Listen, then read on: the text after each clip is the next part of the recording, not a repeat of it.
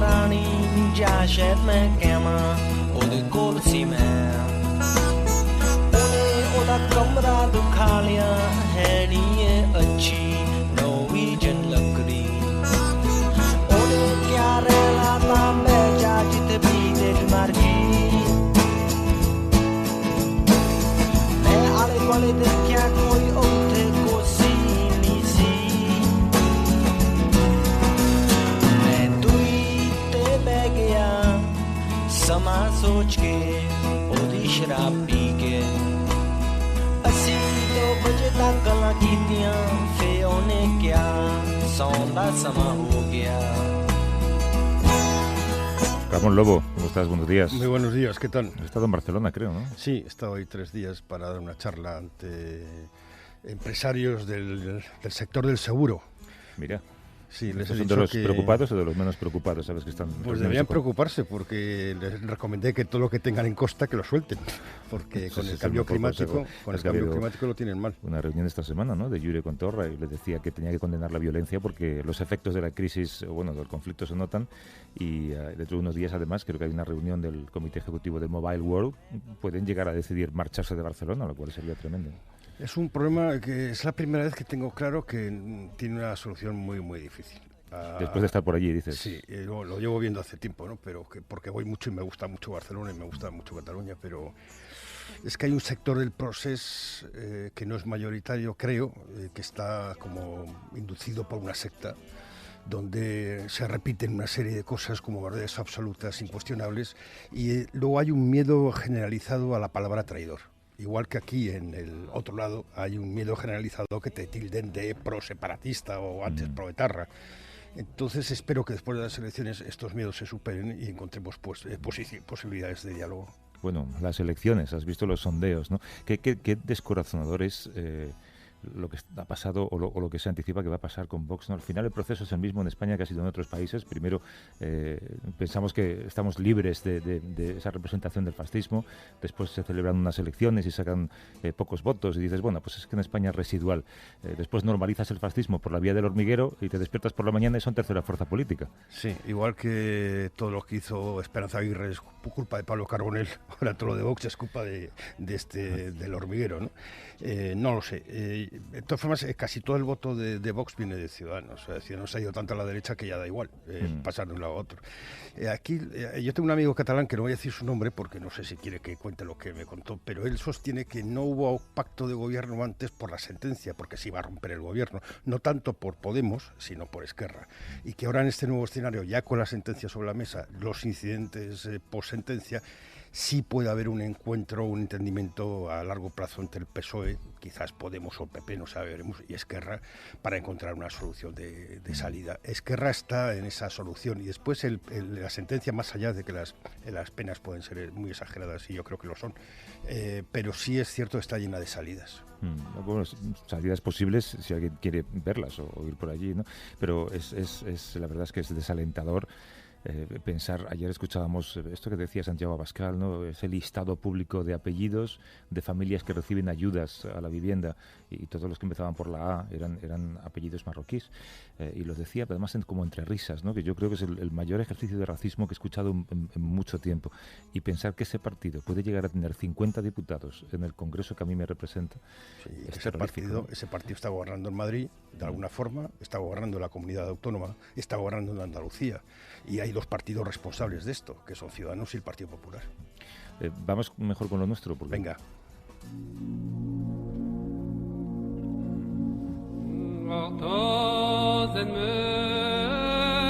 Por cierto, me acabo de dar... Hoy es 3 de noviembre. ¿Sabes qué día es hoy, no? No. Hoy queda un año justo para las próximas elecciones americanas. Sí. El 3 de noviembre será el primer martes después del primer lunes. El efecto o el golpe de efecto que quiso dar Trump hace justo una semana en Estados Unidos, cuando todavía además merodea, y por ahí sigue el proceso de impeachment abierto contra él, anunció esa muerte del jefe del Estado Islámico, de al-Baghdadi. Lo comentamos aquí de pasada porque acababa de pasar. Parece que siempre que un presidente norteamericano pierde popularidad, aparece algún conflicto en Oriente Medio para intentar salvar salvarle, ¿eh? Pues va a tener un montón durante este año, porque solamente desde el 2003 han muerto más de 1 millón de personas en Oriente Próximo, entre Siria, Irak, Yemen, por culpa de la política exterior occidental, digámoslo así, para no culpar solo a los americanos, y a la política armamentística que sigue Occidente. Claro, hemos hablado mucho de esta historia desde el punto de vista de Occidente, hemos retratado un poco cómo fue la operación, se han publicado de hecho algunos vídeos, pero no creo que mucha gente se haya planteado cómo se ve esto, no ya desde el otro lado, sino desde el lado de la gente que ha sufrido al-Baghdadi, o que había sufrido. Hoy queremos escuchar a víctimas civiles, saber qué situación se vive diariamente bajo ese yugo del Estado Islámico.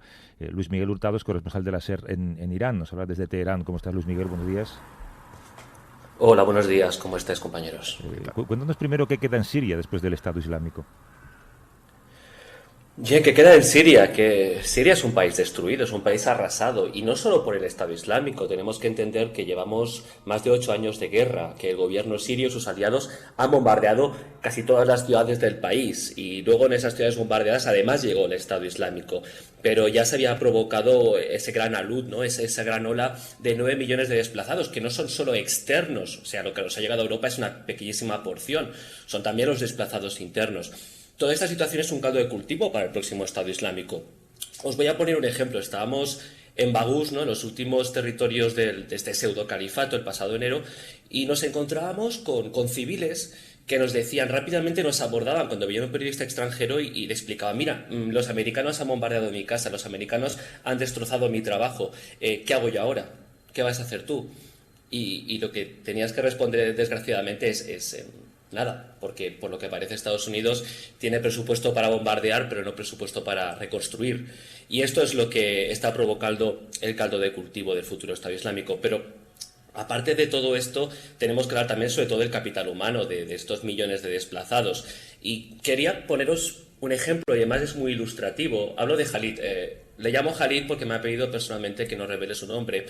Es puedo llamar ya amigo, homosexual de Raqqa, de la que fue capital del Estado Islámico. Podéis entender que en estas condiciones él tuvo que huir en su momento, huyó con su novio, él era maestro en Raqqa, tuvo que huir cuando el Estado Islámico empezaba a llegar a su localidad, tuvo que dejar a su familia, incluso le costó la enemistad de la familia, ¿no?, el temor a que le delataran por ser homosexual, y esto es lo que nos dice Khalid. 2 meses después de que Daesh tomara el control de la ciudad, mi pareja y yo decidimos huir a Turquía porque somos gays, y Daesh comenzó a arrestar y interrogar a los homosexuales para hacer un listado de todas las personas que sabían que eran homosexuales, hasta arrestarles y torturarles de las formas más horribles, como la lapidación, para luego tirarlos a todos desde las azotillas de los edificios altos. ¿Cómo ha afectado al ISIS los últimos acontecimientos, la muerte del Baghdadi y todas estas cosas? Bien, ellos rápidamente se han recompuesto, han tardado menos en una semana en hablar, ¿no?, de su nuevo líder, y eso en que durante la misma semana habían incluso ya elegido a otro sucesor que fue rápidamente capturado y destruido, fue bombardeado en el norte de Siria por las fuerzas estadounidenses. Pero lo que queda allí, hemos visto algunos vídeos estos días de mujeres en los grandes campamentos donde hay decenas de miles de miembros del Estado Islámico, hombres, mujeres y niños. Las mujeres sobre todo claman venganza, lloran pero claman venganza, y este es el problema del futuro. ¿Y en qué se basa el problema del futuro?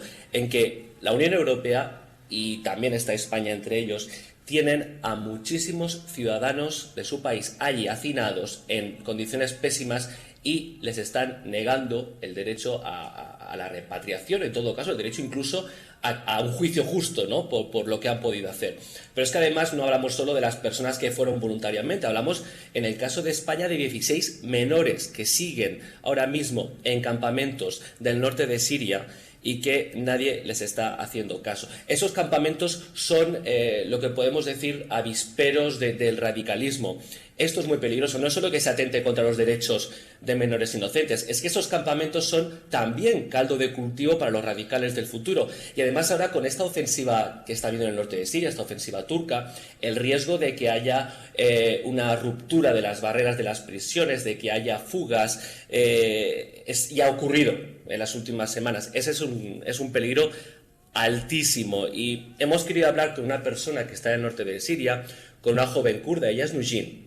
Os explico, Nujin está colaborando en un lugar llamado Jinguar. Jinguar es un pueblo que se construyó para poder acoger a las viudas de los combatientes kurdos y árabes que habían luchado contra el Estado Islámico, y además ya por extensión siguiendo un poco esos trabajos que se está haciendo a favor de las mujeres en el norte de Siria y que ahora están en peligro por esta ofensiva turco-siria, podríamos decir.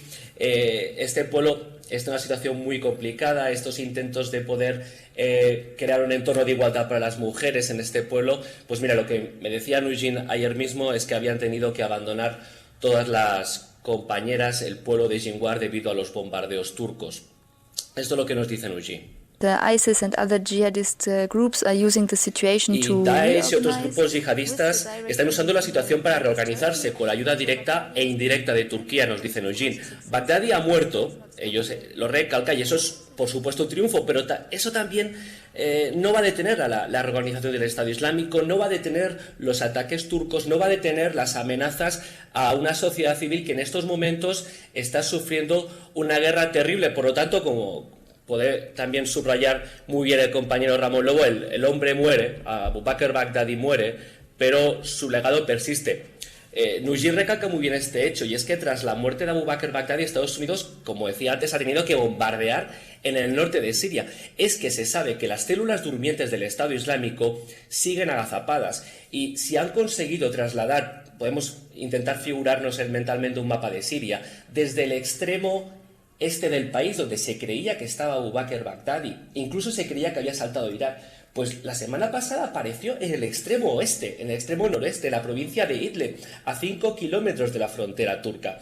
Eso nos dice muy claramente que el Estado Islámico tiene capacidad de golpear, tiene capacidad operativa, tiene capacidad de mover activos importantes. Y es que los atentados del Estado Islámico no se acabaron cuando el pasado marzo cayó el pseudo-califato en Bagdad. Es que todo el norte de Siria ha sido objeto de atentados. Hasta la semana pasada incluso hubo un coche bomba en Camislo, que es la principal ciudad kurdo siria.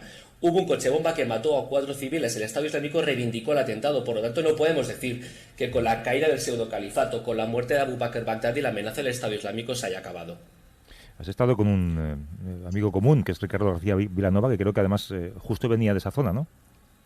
Exactamente, hablé ayer con Ricardo García Vilanova. Él está en el norte de Siria, acaba de regresar, y no solo en el norte de Siria, es decir, nosotros hemos trabajado juntos con Ricardo en Irak, en Siria, pero es que además Ricardo ha trabajado en Nigeria, ha trabajado en Libia, que son lugares donde, no olvidemos, el Estado Islámico tiene fieles. El Estado Islámico está bombardeando estos días. Esto es lo que me cuenta él, su punto de vista sobre qué ocurre detrás de Bagdadi, tras la muerte de Bagdadi. El grupo terrorista ISIS sigue existiendo a día de hoy.